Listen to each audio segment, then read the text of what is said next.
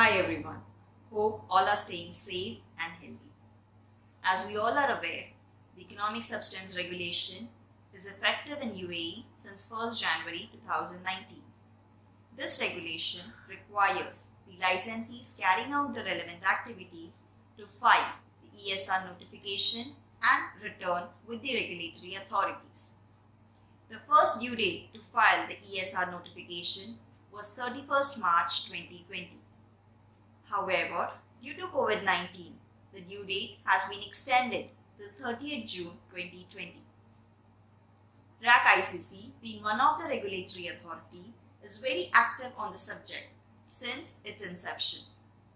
Recently, RAK ICC has published the notification form and the guidelines on how to file the notification. Today, with the help of this video, we extend our support to all the licensees registered with RAK ICC on how to file the notification. Let's have a look at it. So, this is how the portal will look like. This is the portal of RAK ICC where you need to log in with your username and password. As soon as you are logged in, you will see this screen appearing in front of you as a dashboard. Here on the screen you can see towards its right, there is a tab named Economic Substance Notification. As soon as you click on Economic Substance Notification tab, this screen will appear in front of you. As you can see, the box named Create Economic Substance Notification. As soon as you click on that tab, you can see a window with entity details. The form is divided into 5 parts. Part 1, Entity Details. Part 2, Reportable Period. Part 3, Relevant Activities. Part 4, Additional Information. And Part 5, Declaration and Confirmation. So this is Part 1, which is Entity Details. Here you can see you need to select the company name. Once the company is selected, this screen will appear in front of you. Here in Part 1, the details like registered office address, company registration number and legal form of the company are auto-filled and are non-editable. Part 2 is Reportable Period. Now friends, please make it sure this is a very important part in the notification form. The reportable period means the reporting year the company follows. This reporting period will be mentioned in the legal document of the company. For example, for many companies, reporting period would be January 2019 to December 2019. For others, it can be April 2019 to March 2020. But for the companies who do not have the specific reporting period, for them, the reporting period would serve as the renewal date of the license. So, for companies who do not have the reporting period will have to pay attention that when is their license going to be renewed. So that would serve as a reporting period for those companies. With this, when you go in part 2, which is a reportable period, there is a drop down available where you need to select the start date of your reporting period and the end date of the reporting period.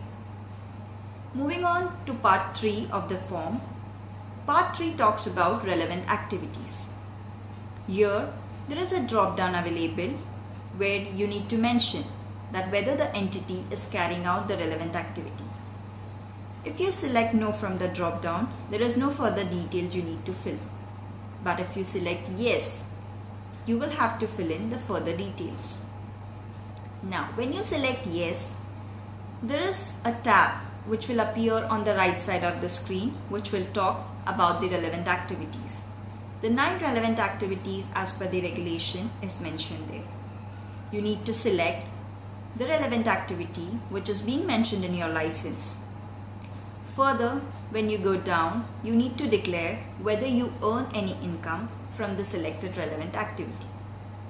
There is a yes and no tab. You need to select that.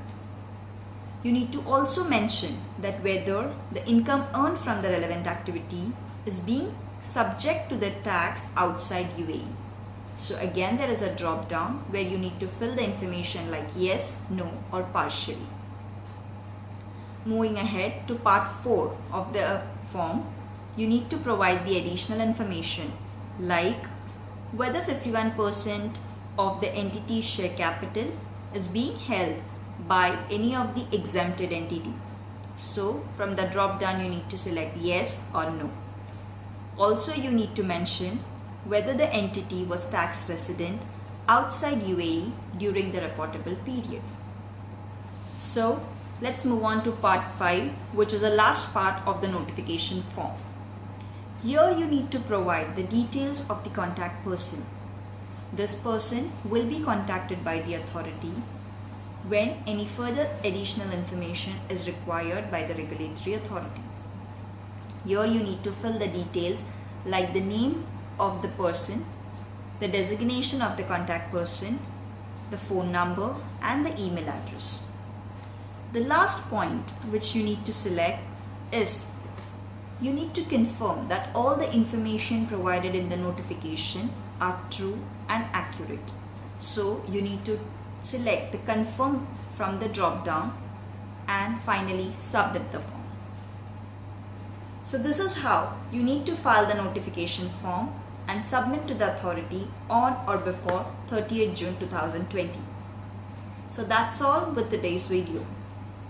We are always available for any help and service to you. Thank you and have a safe day.